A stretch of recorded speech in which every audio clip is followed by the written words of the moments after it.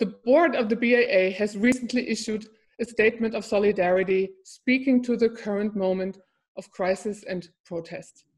And we invite all our members and guests to engage with us in educational and scholarly projects that study and address racialized violence in the United States and elsewhere, including our own fields and institutions. Thank you, Professor Muhammed, for joining us in a week that has seen yet more deaths inflicted by COVID-19, as well as by the effects of systemic racism. As the protests continue alongside renewed demands for reform and anti-racist policies, we appreciate you taking the time to be with us as a scholar and as a public intellectual. Thank you, Miriam Tador, for chairing the event, which is part of the impressive program of the Digital Assembly at the NS Documentation Centre, about which I believe you will have more to say. And so, without further ado, I will let you have the floor. Thank you again and enjoy the evening. Thank you very much. Thank you very much, Heike Paul, for your wonderful welcome remarks. It is my pleasure to chair this event, to talk to Khalil Muhammad, and it's also my pleasure to make this the opening event as a collaboration with the America House and the Bavarian America Academy of our Digital Assembly, as Heike has already mentioned.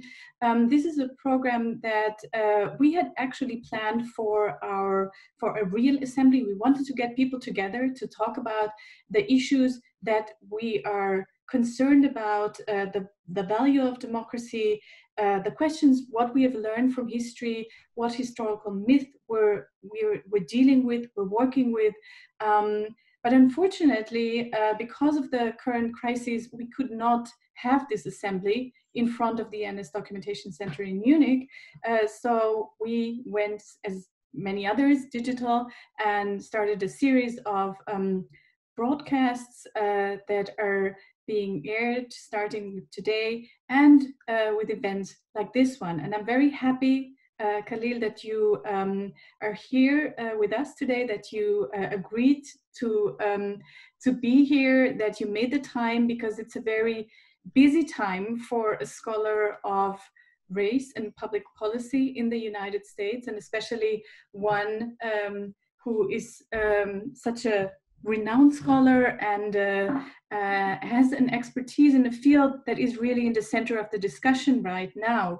Your book, or one of your many publications, but the book that is being quoted now over and over again is The Condemnation of Blackness, Race, Crime, and the Making of Modern Urban America, a study which has been quoted last week in John Oliver's Late Night Show, and which deals with many of the questions that are part of the protests right now.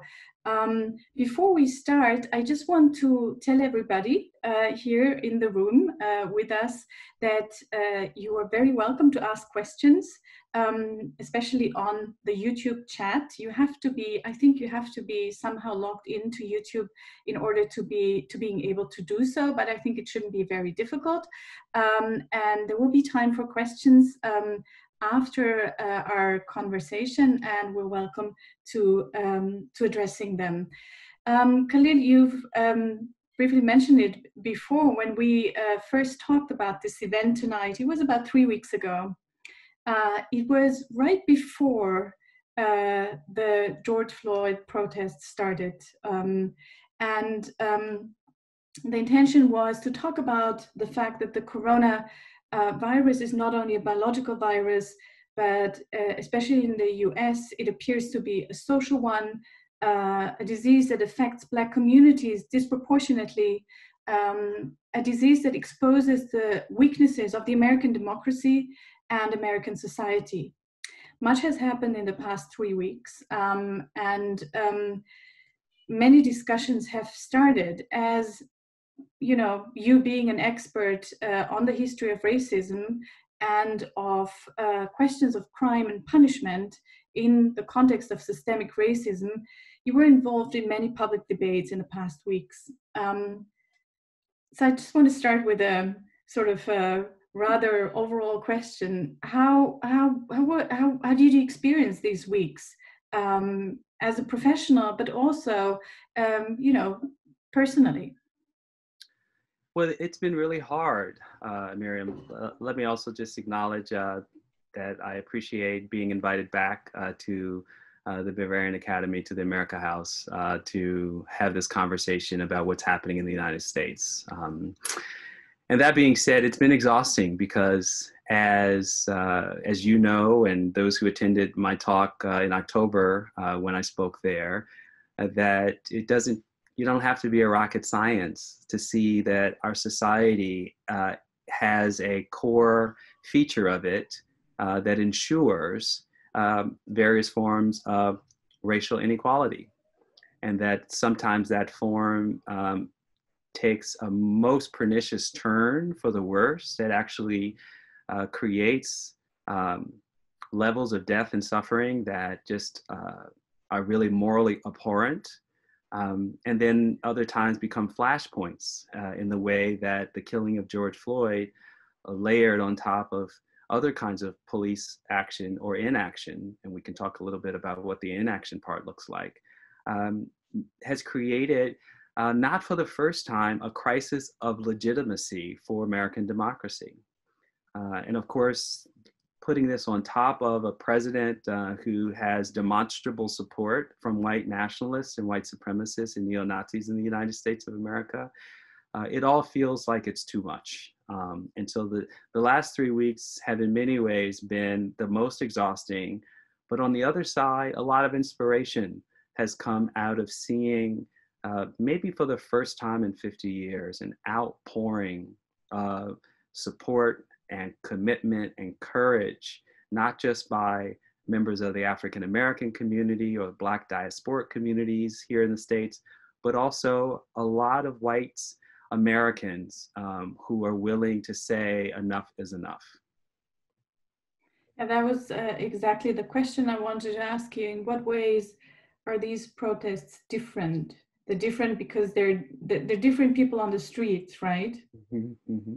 Yeah. I mean, we don't have to look for complexity when it's not that hard to figure out. It matters that we are seeing protests led by the face of a young white American population. All of these people, of course, are not young, but many of them are. And many of them also in an international context, your residents of Germany and Munich and other parts of Europe would recognize a lot of these kids are climate change activists. Kids who have been involved in leaving school on Friday, inspired by Greta Thunberg's calls for political elites to finally pay attention to what this generation needs for themselves and for the future. So it's the mashup of the intersections of various youth activity and movements. There's, of course, the core base of movement activity that often is called Black Lives Matter, which is almost a decade old, going back to 2012 in the United States, on top of young activists. And then the last thing I'd say about like the scale of white participation is that the diversity within it is also striking. It is both the young people I just talked about, but it's also 30-somethings, 40-somethings who are, as one community activist told me in Minneapolis in the neighborhood where George Floyd was killed, he said, man, the gentrifiers are out here too. and by that he means the very people who have in some ways created the conditions of displacement for low-income African Americans, have often been the first to call the police over nuisance things like my neighbor's playing their noise too loud, or why are they talking on the front stoop? They should be in their apartments. These kinds of tensions that flare up in the United States over the movement of white affluent people into these neighborhoods.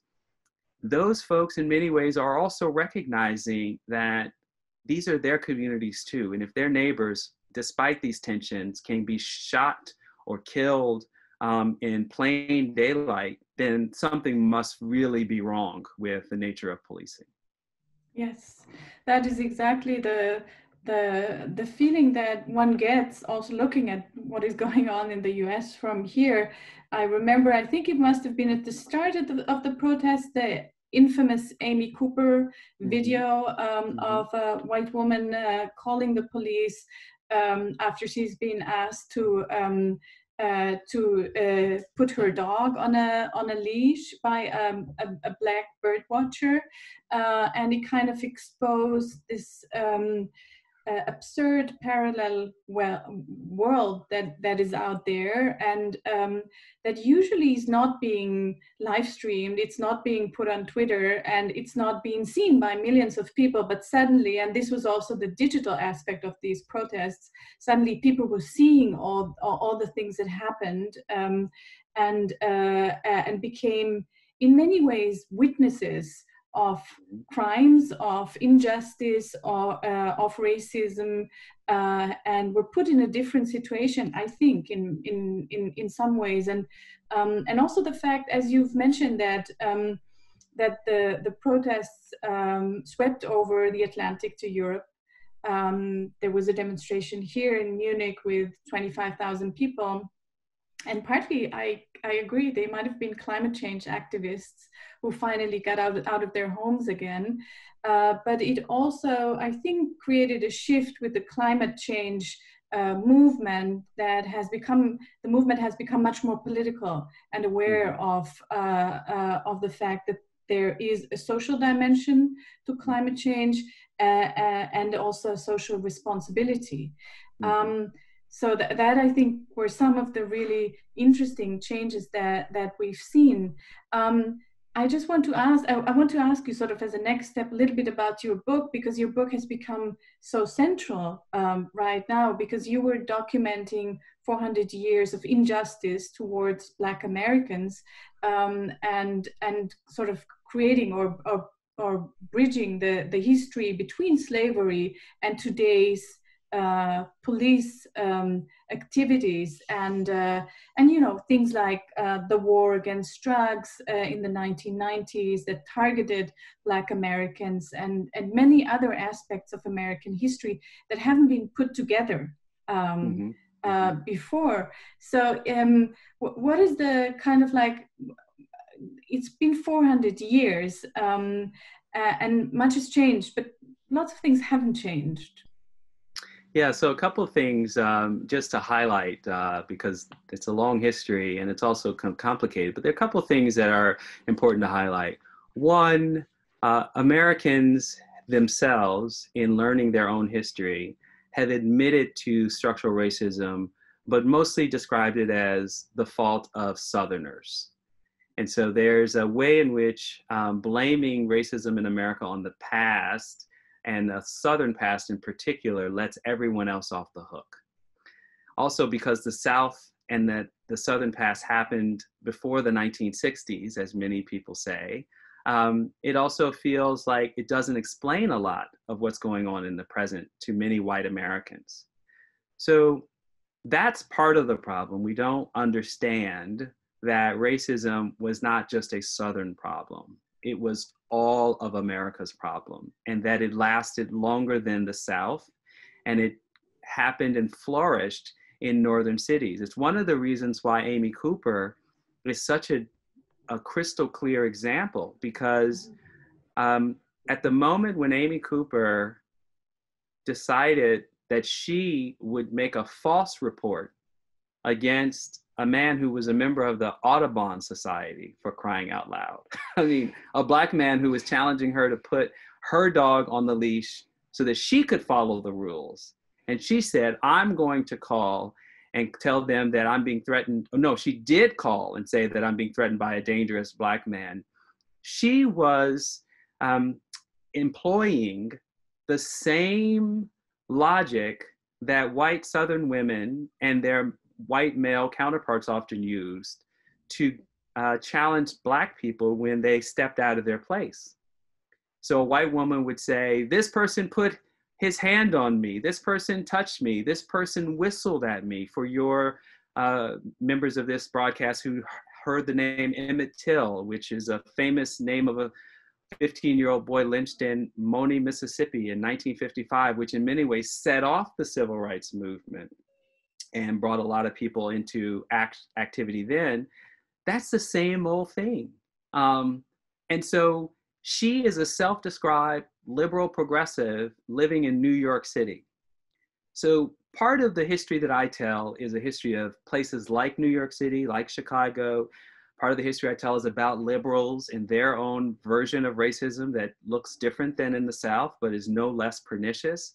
Part of it, I'll just end by saying, is a history of Black resistance to state violence, to police brutality, to systems of racism, and the way that Northern liberal elites discounted or dismissed Black resistance and continue to support various forms of segregation and discrimination.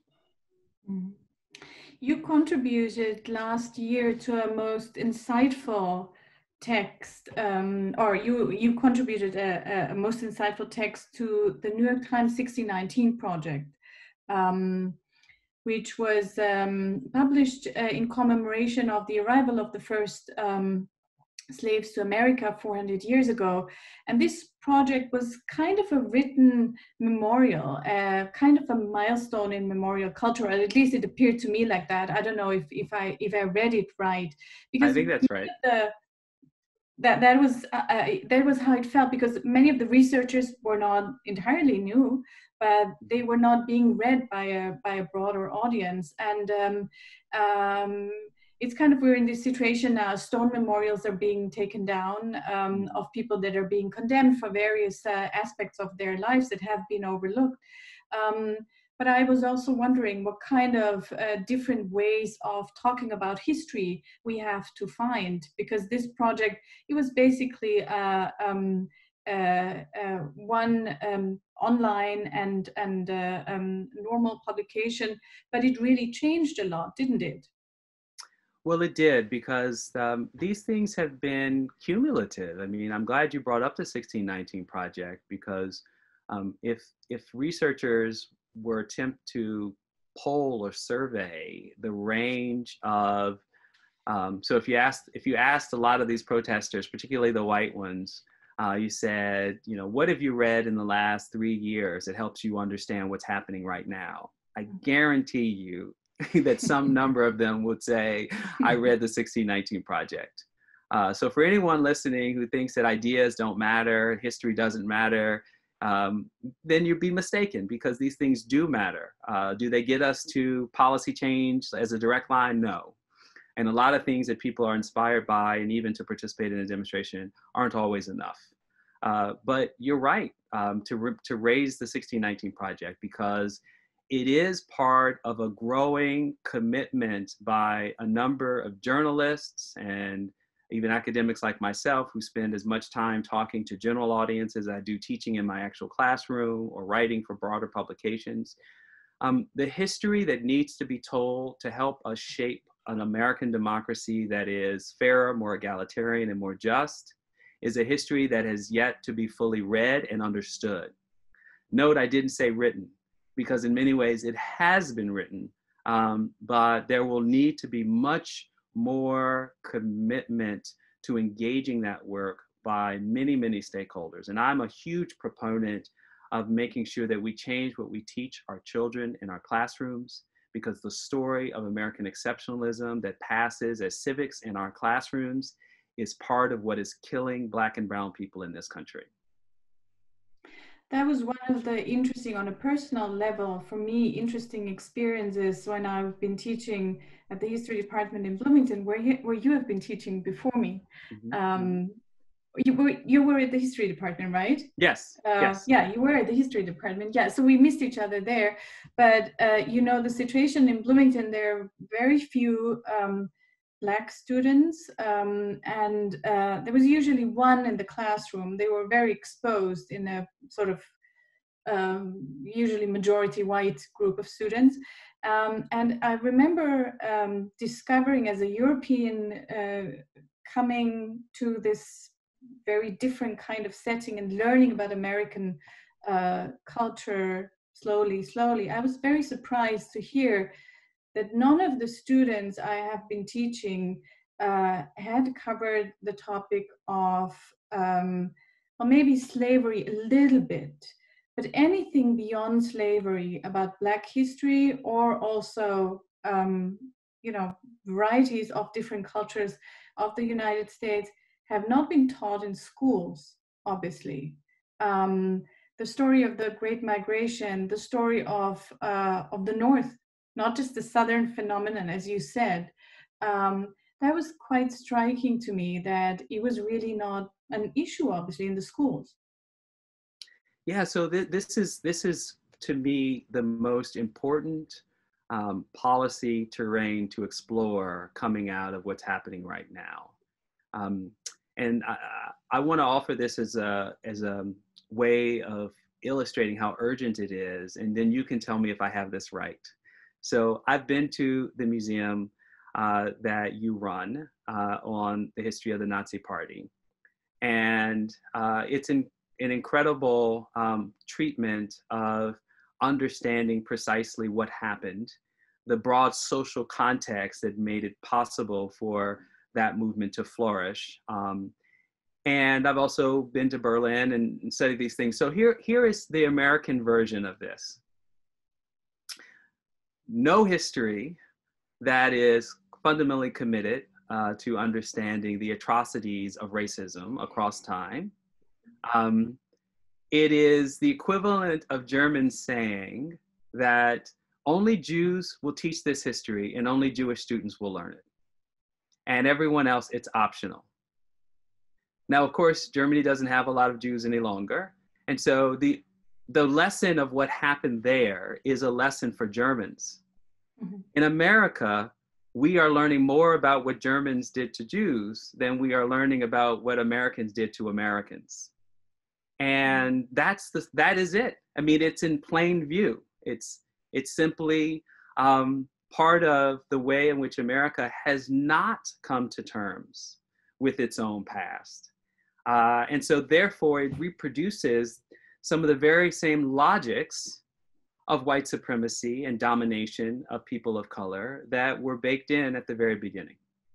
Mm-hmm. Do I have the analogy right? Because that's certainly what I've taken away from my 3 visits to Germany, and it's what I continue to learn from when I see the work that that Germany has done, because so much of your cultural sector is in fact based on the state, based on the federal government, not based on the private sector. Yes, exactly. Many of the museums are. And it was interesting to see that, for example, Brian Stevenson, when he talked about what led to the National Memorial for Peace and Justice, the lynching memorial in the South, he mentioned the Berlin Holocaust Memorial and what he had learned from this experience. It was interesting to see sometimes in the United States, also when you share with other professors in Jewish history, that here in Germany, students who study Jewish history or the history or become also professionals are mostly non-Jews.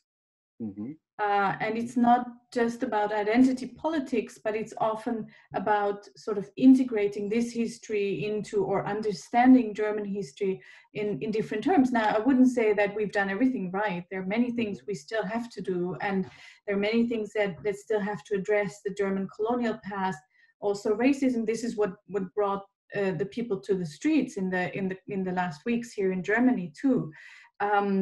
But at least there is kind of a blueprint that helps us ask different kinds of questions about the various histories, but also about the present situation, and talk about the future, I think. Yeah. Just can I make one quick point on this, Miriam?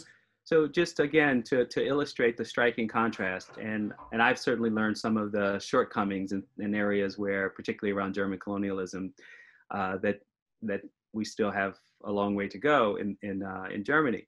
But to make the point, it's not just that we don't teach the history of slavery and with the domination and violence directed towards indigenous populations, or what we did to Chinese immigrants in the early 19th century. The first immigration restriction laws were focused on Chinese immigrants, for example, in the United States.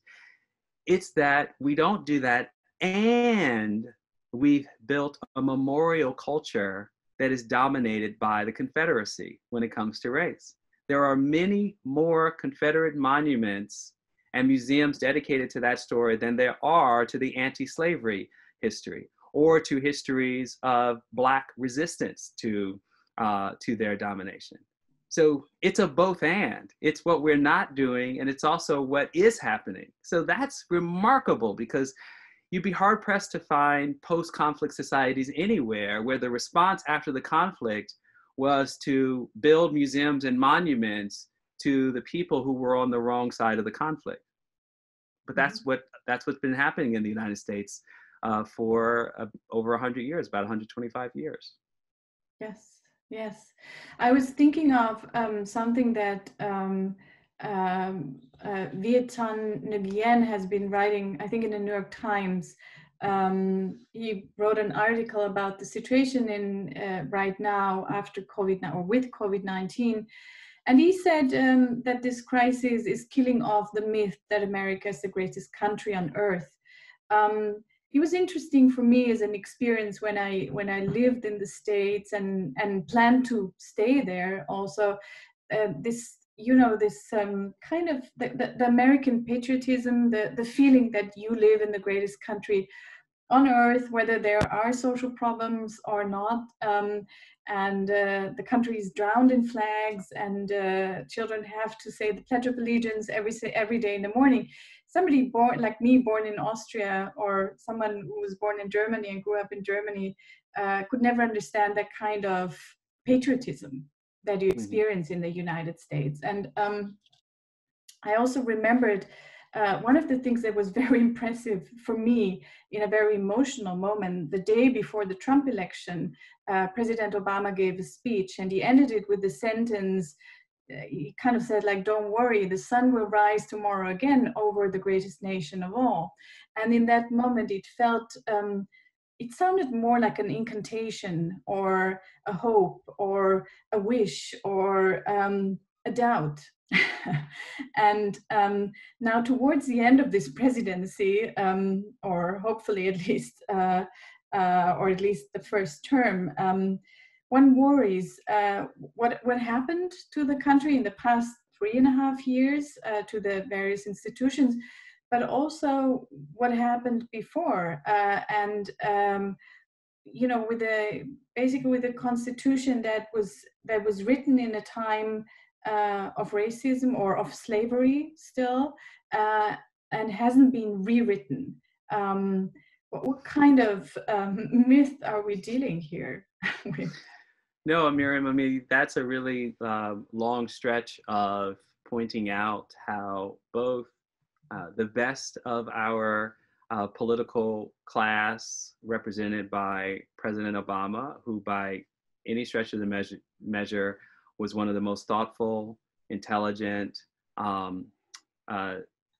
spokespersons for the American project. I mean, on the global stage, I have many policy disagreements with Obama and some stylistic disagreements with Obama, including the example you just gave.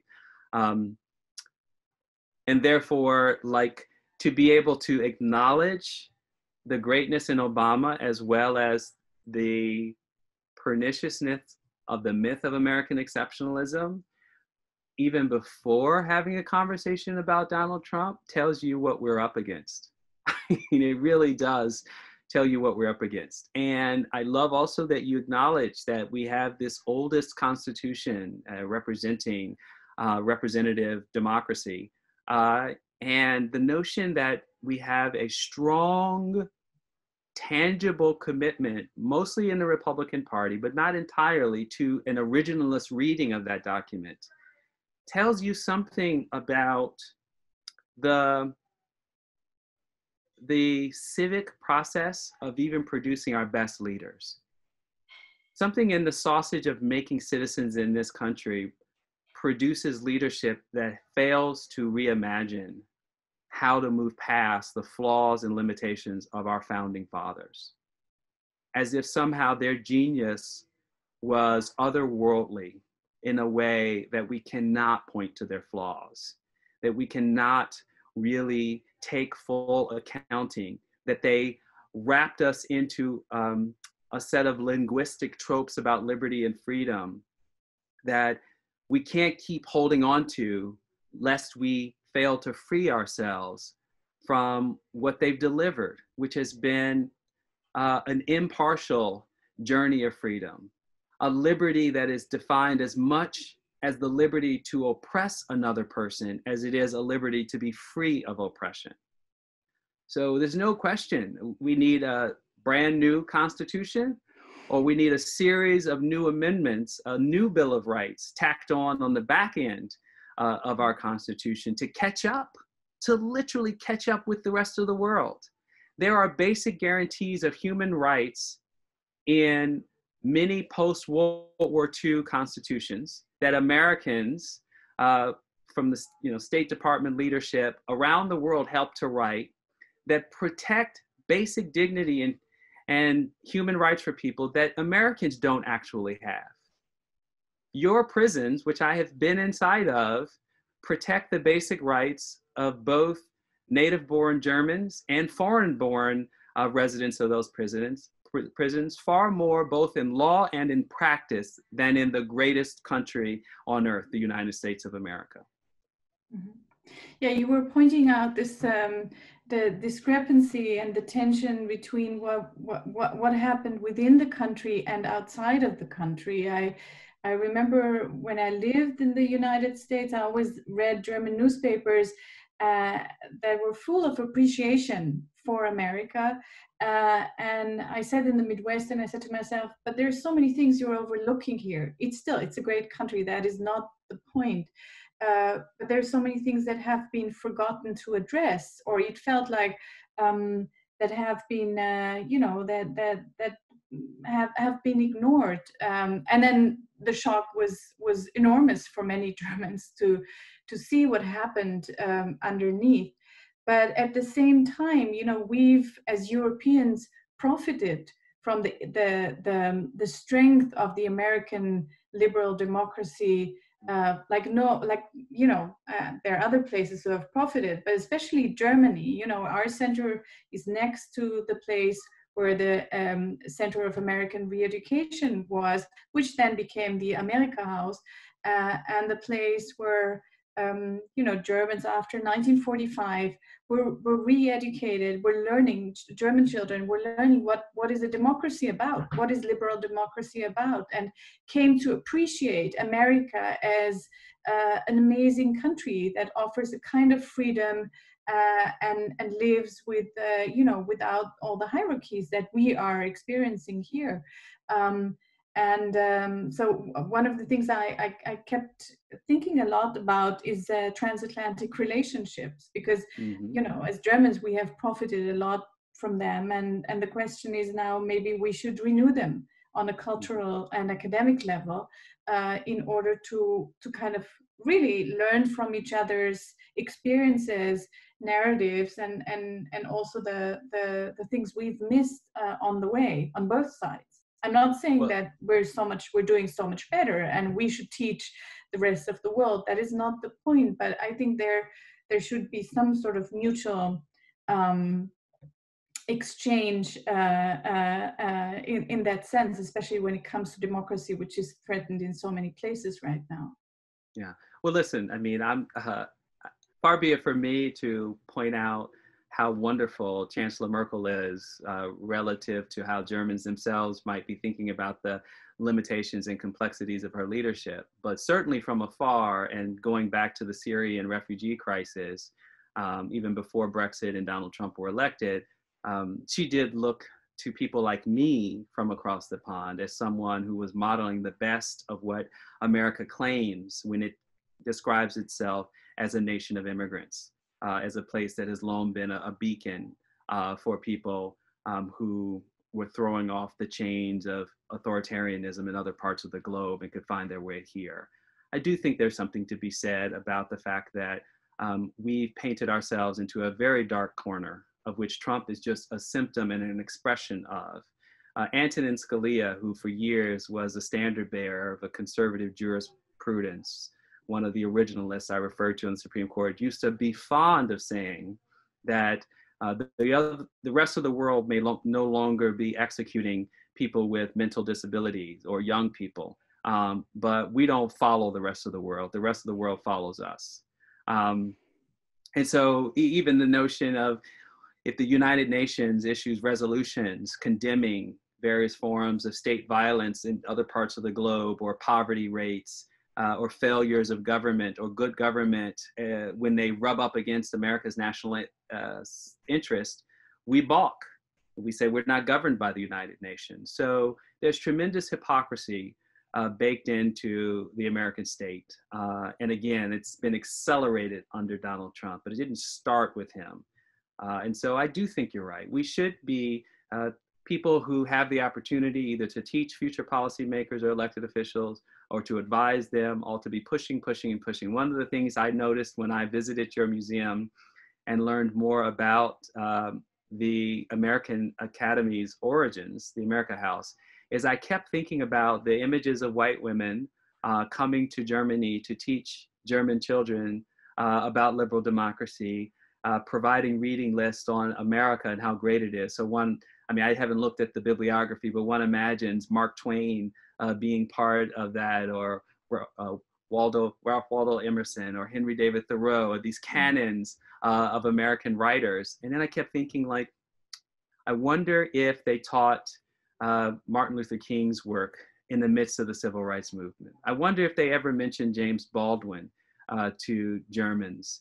I wonder if they ever showed images of angry white Southerners as young children were trying to integrate schools in Little Rock, Arkansas, or New Orleans, or other parts of the South.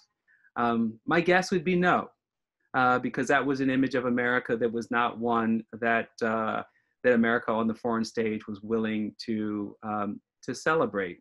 And so that, to me, is the unfinished work. Can America finally come to terms with the way that it has tried to project an image abroad of a liberal democracy, a beacon of freedom and opportunity for all, versus the way that it is profited from the exploitation and domination of its own citizens of color? Martin Luther King was definitely talked about here. He was definitely an issue, since you referred to that, but James Baldwin much less. Sort of the whole story of, you know, the anger, the rage, the justified anger, the disappointment would not be addressed, not on a large scale, I think. And I think it was really important that there were, you know, that there's at least more and more movies, that there is a certain public space being more and more inhabited by Black Americans, you know, at least on a sort of growing scale, that helps understand in a different way. Spike Lee, of course, played a big role. We have Arthur Jaffa's work in our museum right now. But I think the level of inequality, the level of violence is something that hasn't been addressed for a long time, and only recently, and strangely thanks to Trump, I want to say, because he really has exposed the situation as it is right now, and kind of like brought it to the extreme. Yes. Yeah. To say the least. To say the least, yes. The situation of, you know, with the COVID-19 crisis has exposed, of course, the fact that this administration is completely incapable of almost everything that was handled or mishandled in this crisis. But one of the things that it really exposed is the inequality in American society, the inequality of wealth, which creates an inequality of health, and you know, one of the questions that I'm having is, you know, American capitalism plays a major role in all this, and you have worked on that as well, and American capitalism is the base for the structural racism and structural racism is the base for American capitalism. Is this a key factor for a further development when we go on from the protests? Something has to be, we have to leave this vicious circle somehow. So where are we heading? Yeah. What is, you know, what are the opportunities? What are the things we need to address? Like, for example, during the height of the crisis, New York forbid evictions of tenants, and these usually evictions, you know, usually are a problem for Black Americans or people of color who are renting. And today it was announced that New York City will freeze rents for a year for 2.3 million residents who live in rent-regulated apartments. But this seems just a little, you know, a very, very, very a tiny step in you know, making things better. It obviously isn't enough. Yeah, so a lot of very courageous proposals are now entering into legislative debate and producing some changes. The interesting thing about the recent New York City rent freeze is that people who self-identify either as socialist or anti-capitalist reformers have been really, since the pandemic started, saying that the need to push forward ideas that would fundamentally change the very structure of our global economy, and most especially the United States as the wealthiest nation in the world, we need to have what are called shovel-ready ideas, because as Naomi Klein has written extensively, the disaster capitalists will surely be pushing their ideas forward. What does she mean by that? That essentially, by virtue of man-made or natural disaster, when it seems that emergency measures must be taken to save lives or solve a problem, all of a sudden, unions no longer in the education sector matter any longer because they're too expensive, and now's the time to start over.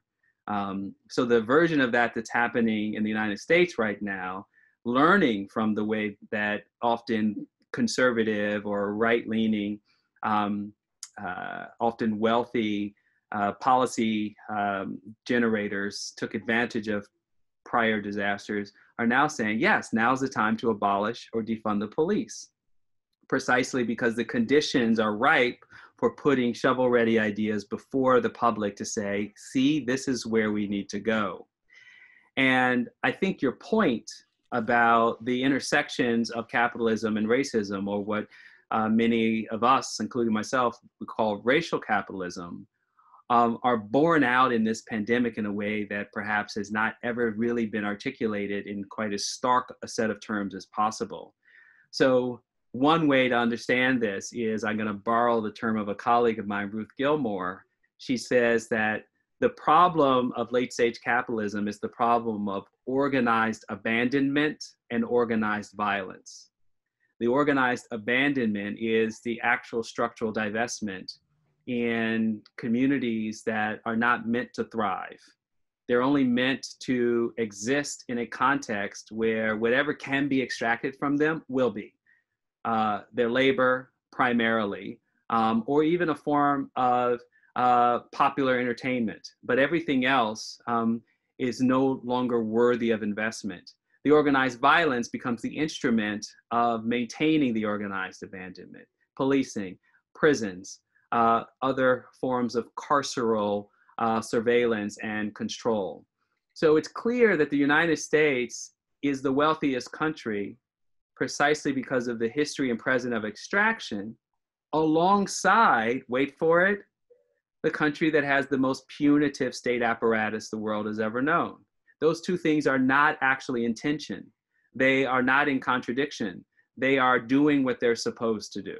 Extract as much wealth for a small group of people as possible, and use the instruments of state violence to control the population who might otherwise rebel. So the future of this will begin to pursue abolitionist arguments. What are abolitionist arguments? The retreat away from organized abandonment and organized violence, to abolish the punitive instruments of controlling the fundamental extraction and exploitation of people who have been subject to divestment and abandon. Therefore, you put back in place the very things that people need to survive: healthy, structured living, opportunities, and actual public goods that will expand health, public hospitals, K through 12 education that works and that is fully resourced, living wage jobs, family paid, affordable housing, including in a time like this, freezing rent. I mean, it's not rocket science to go down the list of things that the public goods that people lack and want for, which is also true in many European countries, as debates in France with yellow jacket protesters have illustrated. That's the crisis that we face now and the possibility for transformation going forward. Yeah, countries like Spain, because there has been much talk also in Europe, for example, about the basic income, like Finland has introduced, and Spain has actually realized it as part of this crisis, and seen it as or answered these demands in a very productive way. But we've seen it in Germany, of course, that the welfare state really helped shoulder the crisis. The crisis wasn't, of course, as bad as in the United States, but the lockdown was long. But many people were helped by the state or supported by a system that is built to give this basic structure. So one of the things you've mentioned, and one of the things that is being discussed now a lot, is defunding the police. And I think you've written an article about it, or in an interview, you had many good sort of arguments and productive solutions of what could be done. Because one of the issues, I think, is that the police in the United States was taking on the one hand, taking on jobs that are not supposed to be done by the police, but that are supposed to be done, for example, by social workers, or that are supposed to be done by all parts of society that are not being funded. But on the other hand, the police is sometimes sort of not acting where it is needed. And I wonder what ideas you would have about this discussion of defunding the police. Yeah, so there's one part of this that I think is always important in a conversation like this to mention, which is that defunding the police is born out of decades of abolitionist organizing and thinking. So we're having the moment where that conversation has moved from the margins of movement work to mainstream national conversation, and that's a good thing. The other thing is that defund, like abolitionist arguments about police, is both a process and an outcome. And it's easy to just get to the outcome. But what is it that these people want? What is it that they think is going to work that hasn't worked in the past? But the process itself is about reestablishing a social contract between the state and its citizens, of which policing has been a primary instrument of indoctrinating Black Americans and other poor Americans of color into what their citizenship actually looks like, or what the limits of their citizenship is. So the process means that those movement leaders who have been in the trenches working out the ideas that would reflect a different kind of reality and citizenship need to be at the table rather than avoiding them because they're all wild-eyed, crazy people who nobody wants to talk to, which is the nature of how reform generally works. They need to be at the table alongside traditional stakeholders in community, from small business owners to church and clergy, et cetera, along with elected officials. And out of that conversation, a new first principles, basic understanding that the police and its unions don't get to tell the citizens what kind of policing they're going to do, what kind of policing they deserve. That's not liberal democracy. And it's only a version of liberal democracy that concentrates power within one class of citizens, i.e. generally white, and more particularly concentrates political power in a group of white affluent Americans. And so when the people who are most in need of a different kind of policing are systematically left out of the conversation and are the least powerful in affecting what change needs to happen, then you get more of the same. So defund means we start with a process that centers the people who are most proximate to the problem and who have spent time working out the solutions, and therefore have the most legitimacy in our liberal democracy for shaping the outcomes. Just to mention these outcomes that I'm hearing and that I'm part of in some other context of work that I do, let's start at the deep end of the pool. The deep end of the pool is actually the part of the pool that does the most damage. In the United States of America, according to the Vera Institute of Justice, which is an organization that I'm on the board of, 10.5 million arrests happen in this country annually, and only 5% are for violence. So that means that 10 million arrests in this country are happening in the United States that are focused primarily on things that are not even the worst of the worst that human beings can do to each other. What are those things are? Overwhelmingly traffic violations, and then summonses and fines for various kinds of no criminal activity, really, people who are violating municipal ordinances, loud music, walking in the middle of the street, riding a bicycle, public intoxication, this sort of thing. The vast majority of arrest activity and police activity are for low-level offenses that have very little to do with the justification for heavy-handed, proactive, we're going to get the bad guys kind of policing.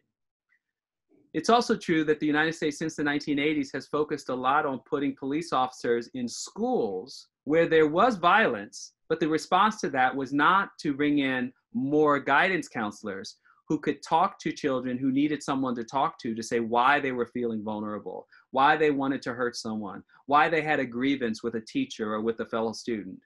Instead, they put in metal detectors, often in Black urban schools, and hired more police, often outsourcing actual municipal police officers.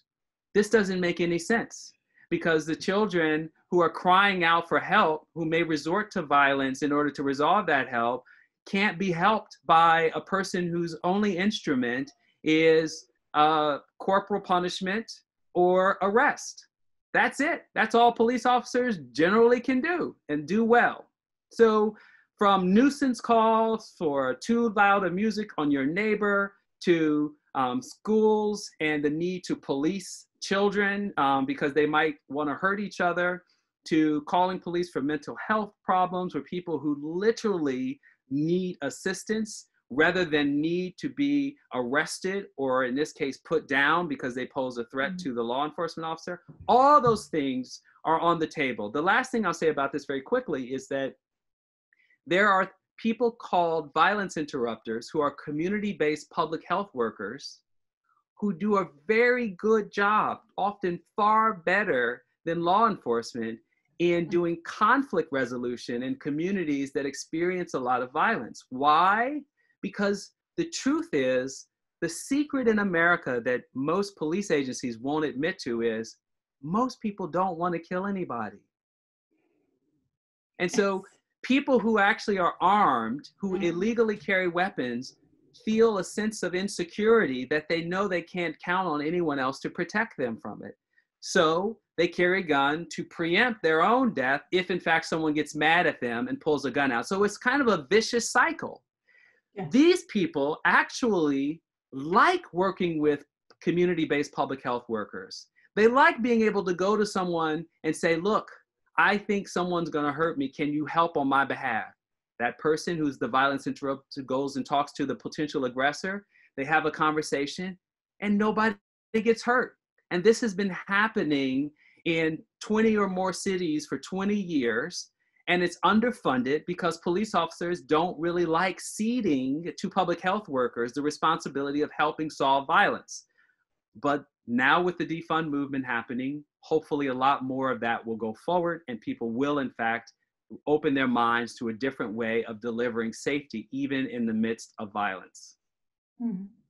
And it's all about the knowledge about these kinds of things. And I remember in the past weeks or even before that, watching videos on Twitter or other social media platforms, you know, with the small kids, 7-8-year-old Black kids taken from schools because there was some issue at the school by a police officer being brought to some institution without even informing the parents or starting a discussion about it. And the parents wouldn't know about any of this.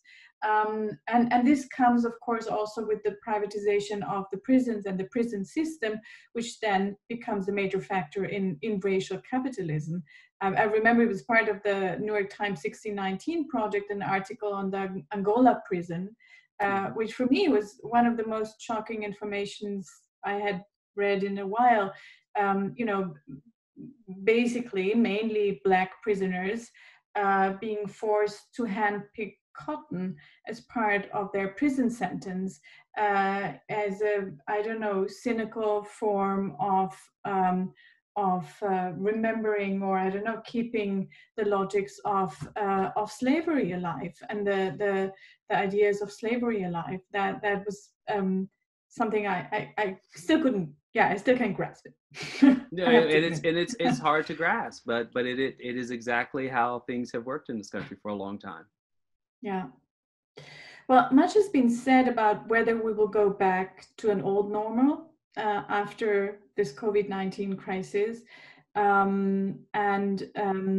or whether there is no return to that old normal, and we need some sort of rebalancing in terms of how we live our lives, how we, what kind of sort of capitalist systems we need, what kind of markets we want.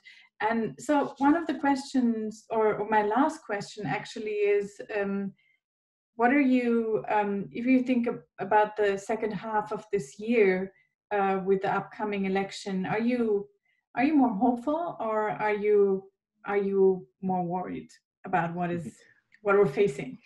Yeah. So I am hopeful, in the sense that I think that what we call people power will have far more influence on the debate that will take place between Donald Trump and Joe Biden, but also maybe even more productively about the debate that the Democratic Party is going to have in order to have any kind of legitimacy as the governing political party if in fact Biden should win the election.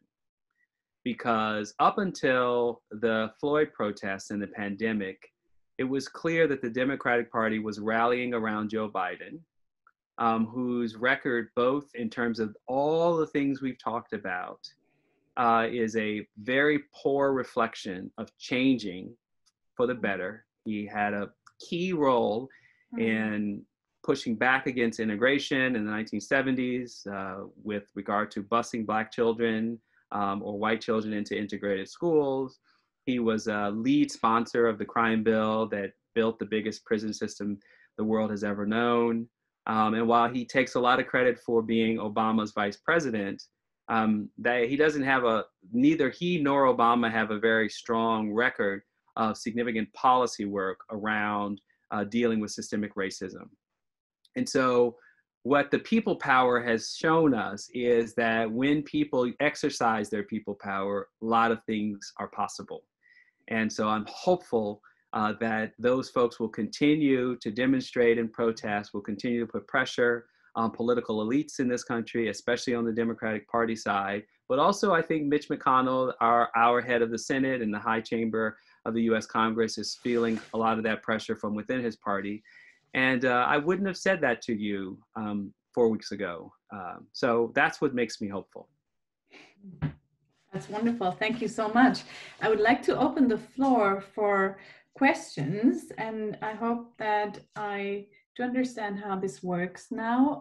I should see if there is someone asking a question, I should see it in the chat. So everybody, you're very welcome to put your comments, your questions on the YouTube chat, and let us know what you think. Let's see. Okay. So there is a first question here that says, do you expect major changes if Joe Biden hopefully wins the election? I do expect changes, but most especially in foreign policy. So, State Department will get lots of people that have not lost their jobs or disappeared and not been replaced. That's just, low-hanging fruit.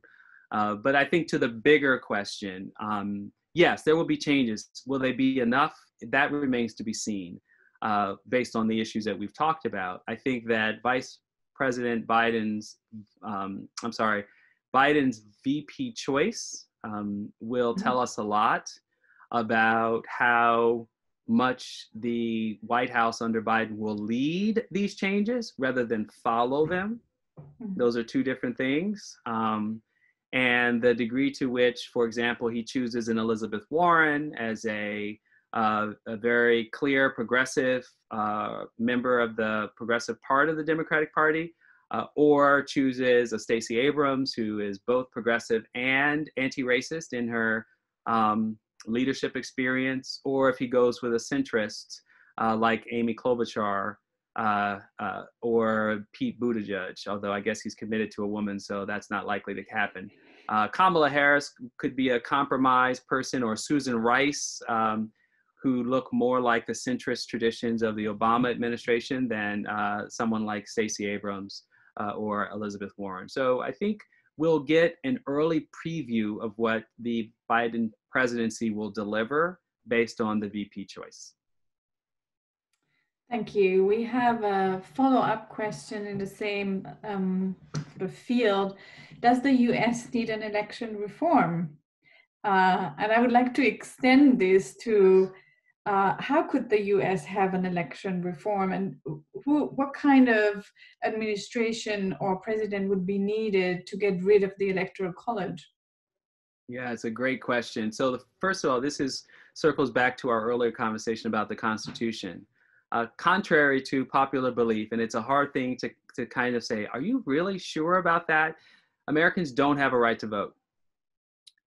What they have is a federal protection granted by the states that their right to vote shall not be abridged based on certain protected categories, i.e. race or sexuality or nationality or religion, et cetera, et cetera.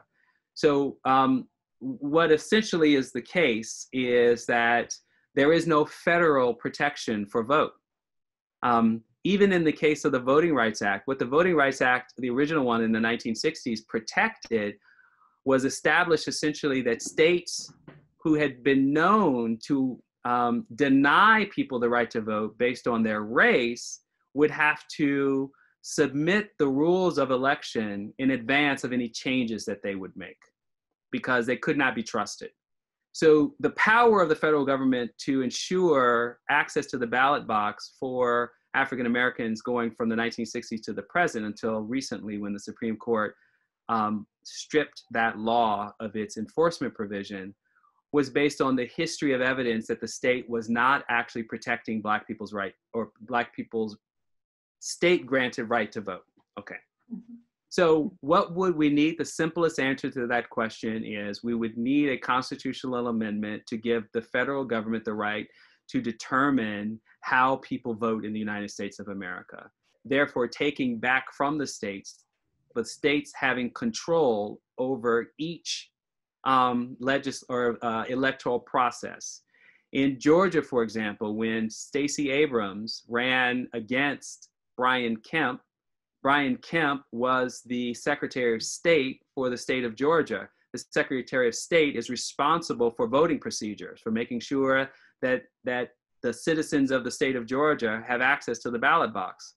Well, Brian Kemp had rigged the rules to favor people living in white communities against African Americans. Why? Because they shut down a number of polling places in Black communities. They shortened the hours that people could vote. They passed voter ID laws, which have a known disproportionate impact on people who don't drive, or poorer residents who haven't had real need for licensing, state licensing, et cetera. So in other words, the person who was running for governor was in control of the electoral machinery, refused to step down from that. And empirical estimates are that Stacey Abrams lost that race by a pretty razor thin margin precisely because of a lot of Black people being disenfranchised by those rules. This can happen in every state, in every election, depending on who's in charge. So should we keep doing the same thing as the classic definition of insanity?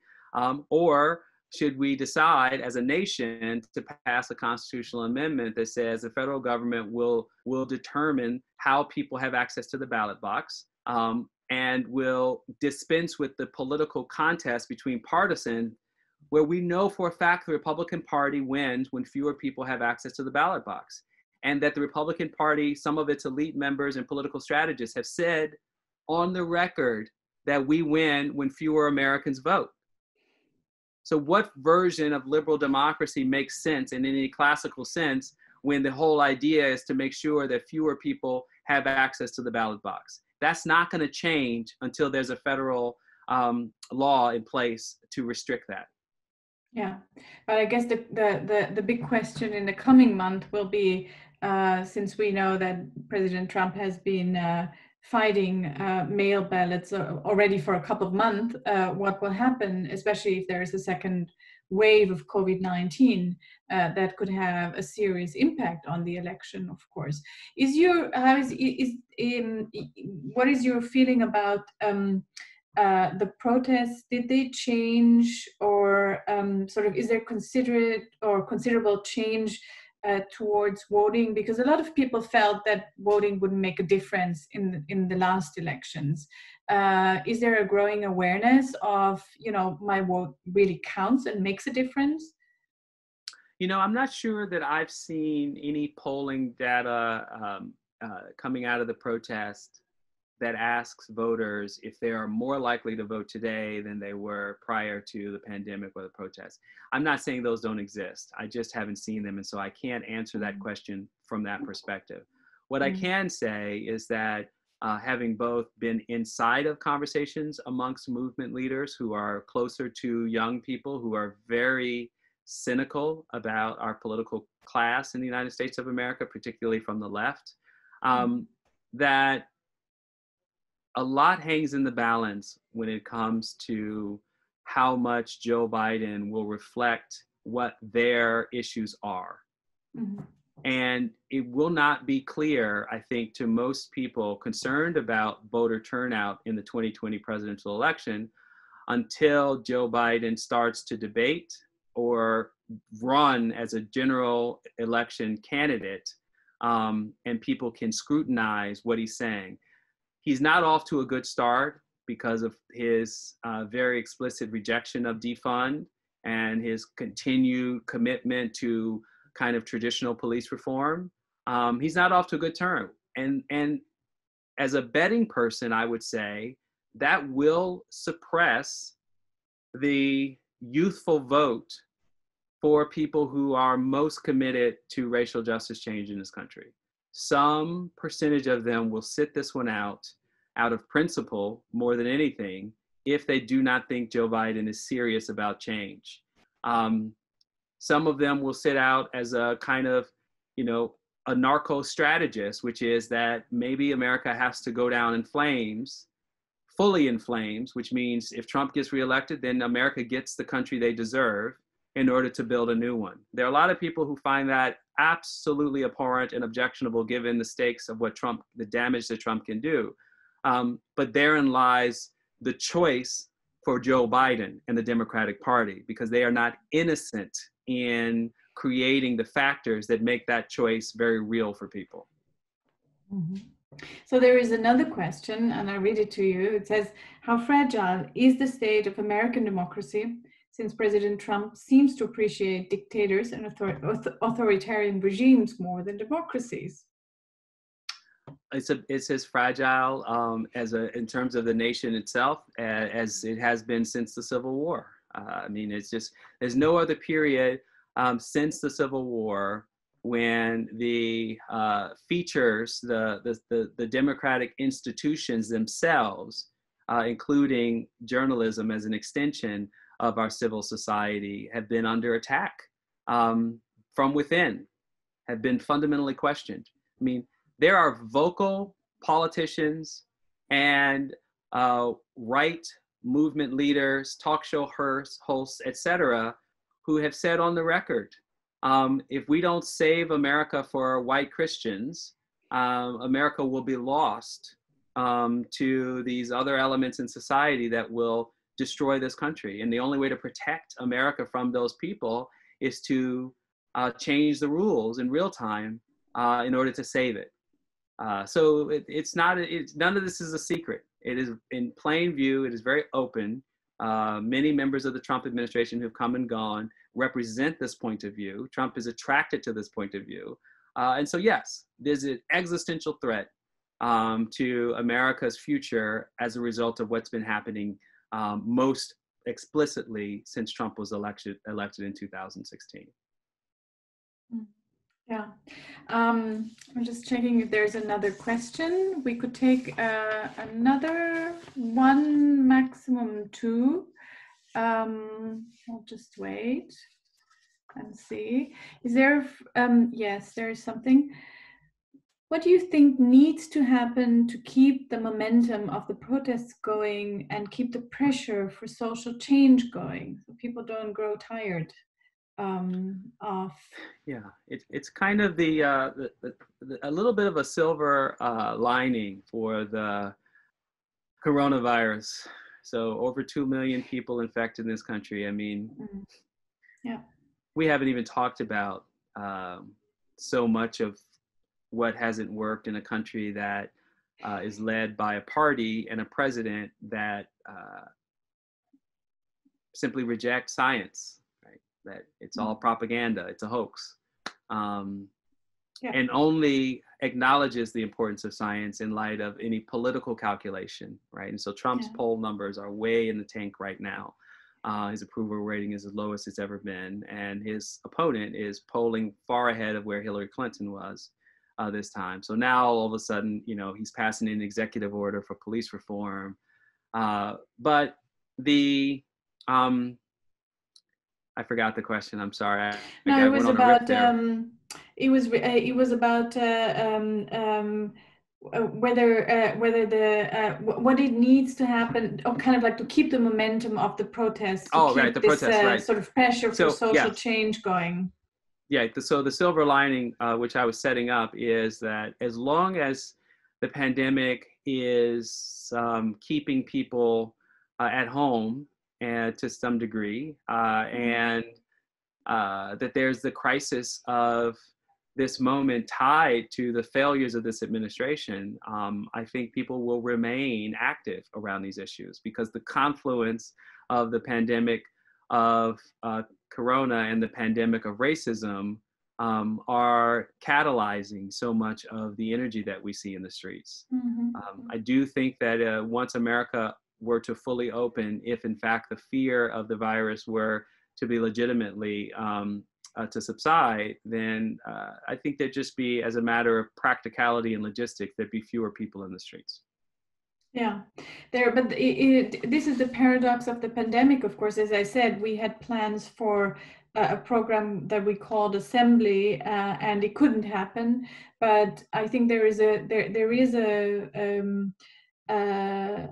different kind of awareness to what democracy actually is and the right to assemble means when you are forced to stay at home, and then kind of like really sort of demand that kind of right and ask yourself what it means, you know, if you have the right to assemble or the possibility to assemble, or if you don't have it, because practically with the lockdown, you don't have the possibility to assemble, to get together with other people.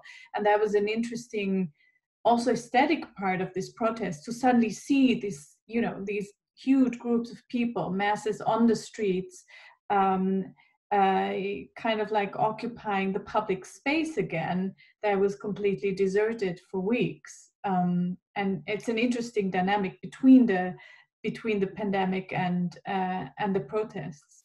Yeah, I mean, I'll just say, yes, that's really well put. And I'll just say that it's precisely the crisis of legitimacy of the American state in the biggest sense of things that have compelled people to literally put their lives at risk by virtue of this virus. I mean, it is I mean, again, I'm observing and making a general observation rather than something that pollsters have asked and we have some public opinion research on. But, you know, one could also speculate that people are also protesting the failure of our government to protect them in a time of a global pandemic.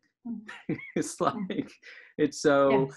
I mean, that's what makes this moment such an unprecedented moment for looking at, as one of the questioners said earlier, the fragility of American democracy. It's astounding. Yes, absolutely. There's another question. It says, what kind of parallels do you observe between blaming the US South for being responsible for racism and post-World War Germans distancing themselves from the actions of the Nazi Party?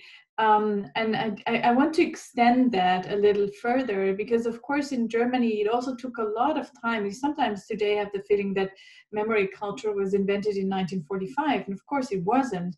It was a long and very difficult process, and it was fueled and inspired by American intervention through re-education, but also then in the 1970s, like sort of the big change, and every historian would confirm that, the big change in the German public to think about the Holocaust, to know about the Holocaust, was the series with the TV series with Meryl Streep that was called Holocaust, that really changed everything in the 1970s. It was an American TV series, and that really was super influential.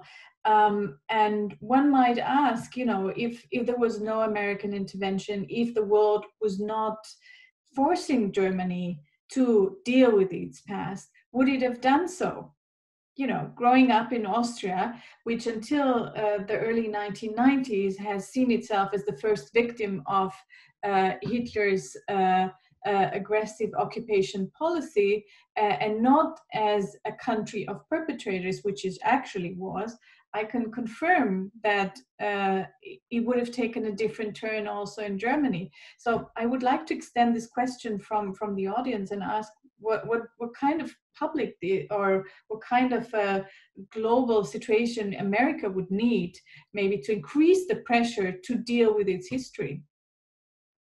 Well, that's a powerful question. I mean, I'm going to answer it quickly by way of one thing that produced some of the change that America is backsliding on. So historians have pointed out, for example, that a lot of the energy that came out of the federal government in support of the civil rights movement, some of it started under Eisenhower in the 1950s. He served 2 terms. So the great war hero of the European theater, in some ways came back home, became president, and essentially recognized that America could not win the Cold War as long as Soviets could weaponize the evidence of anti-Black racism in the United States without giving some ground to Black Americans' claims for actual freedom in this country. That by then was still very much a form of both by law and by custom segregation, akin to what was happening in South Africa under apartheid. So the notion that the presence of a significant foreign enemy putting pressure on the United States in a global contest over the spoils of natural resources and economic interests in other countries and trade relationships, in some ways, since the end of the Cold War, since the 1990s, the United States has not faced the kind of challenge that it had prior to that. And the momentum of social movements, particularly anti-racist ones, have sputtered and stalled.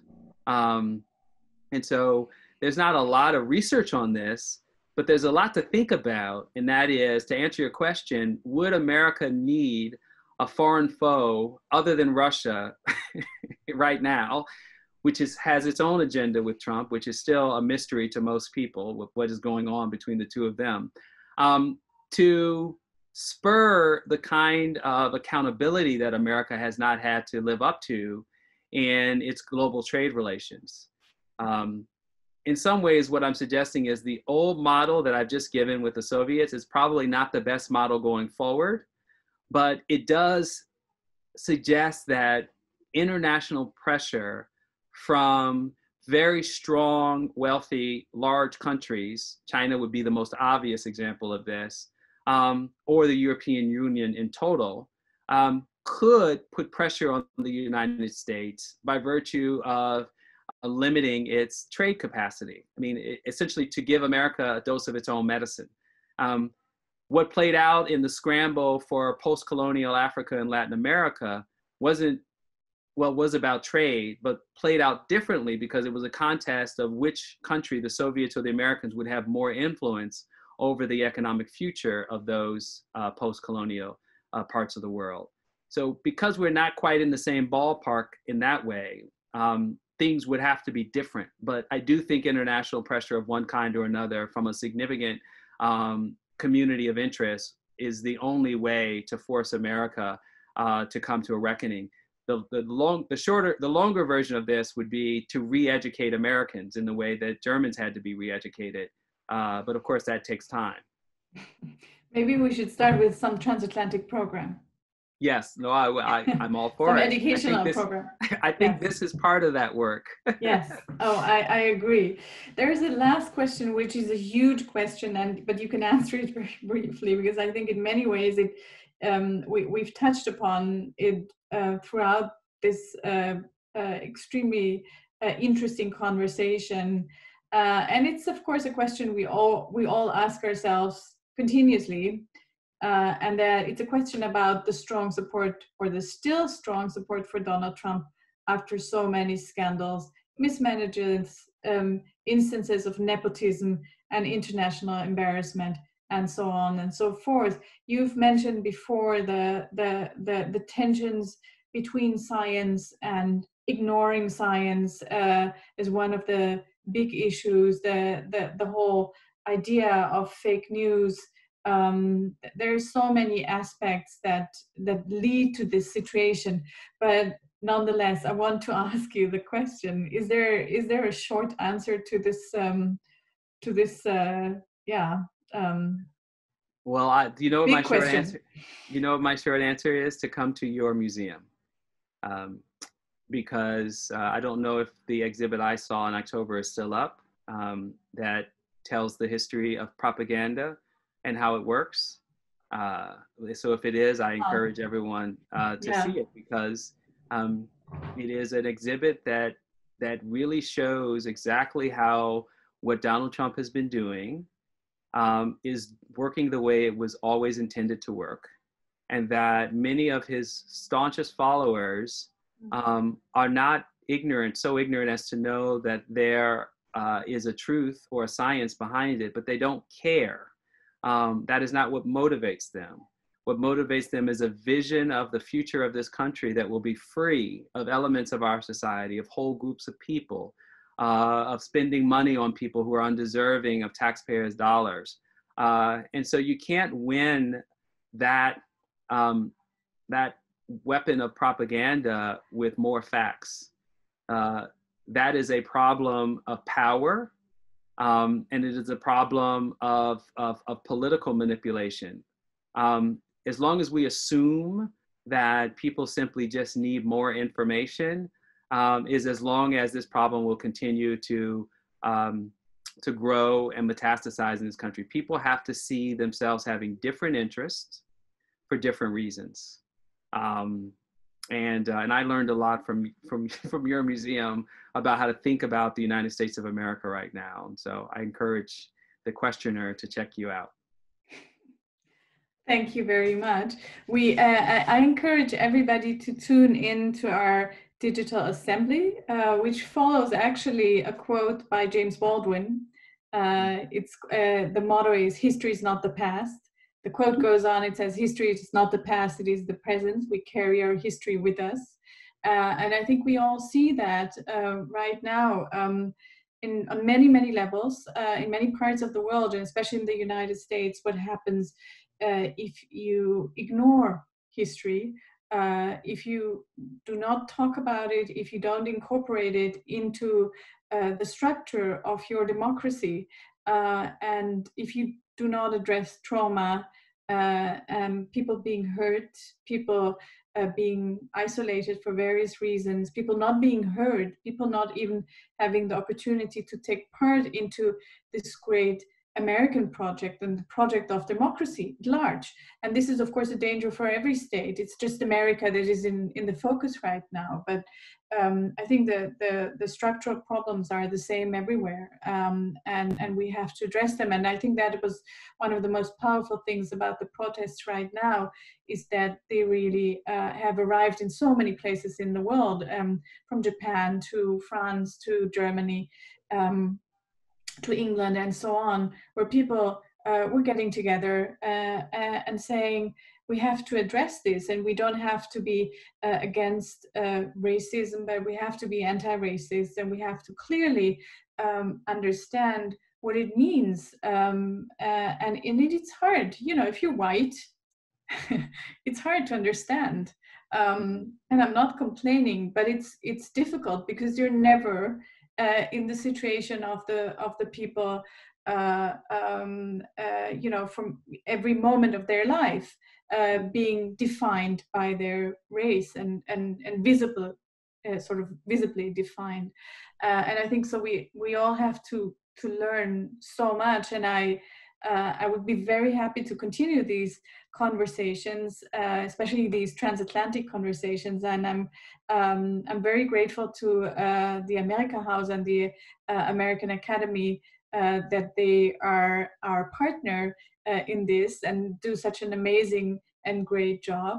And I'm very much looking forward to future events like that. And I thank everybody in the audience who was here. I hope we'll see each other again soon, and not only virtually, but sort of really somewhere, either in the new America House or in our center, or somewhere in the United States. And this is the moment when the live broadcast ends, and I say goodbye to everybody. Bye, everyone. Thanks for having me.